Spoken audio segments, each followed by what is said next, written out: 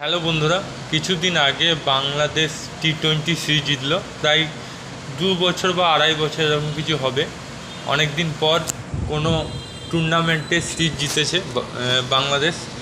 তো আমাদের খুব ভালো লাগছে। প্রতিবেশী দেশ উন্নতি করছে, অবনতি হচ্ছিল কিছুদিন আগে।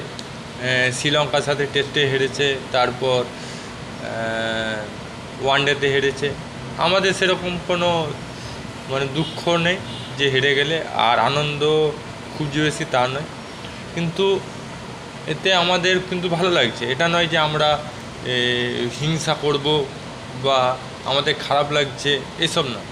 কিন্তু আমার প্রশ্ন এটা, যে ভারত যখন বিশ্বকাপে ফাইনাল যায় বা এশিয়া কাপে ফাইনাল যায় এবং সেখানে জয়লাভ করে, বড় বড় টুর্নামেন্টে যখন জয়লাভ করে এবং ফাইনালে জয়লাভ করে শিরোপা জিতে, তখন বাংলাদেশের মানুষরা কেন হিংসা করে?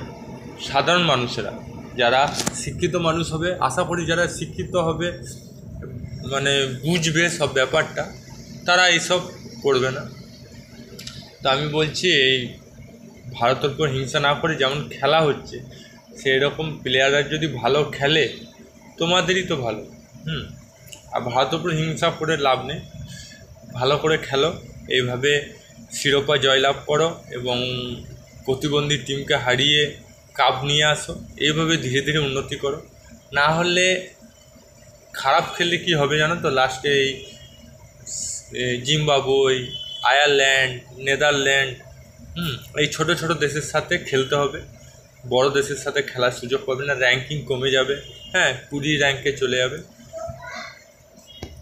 বাস আমি এটুকুই বলবো, ভালো করে খেলো, টপ 10-এ থাকো, বাস।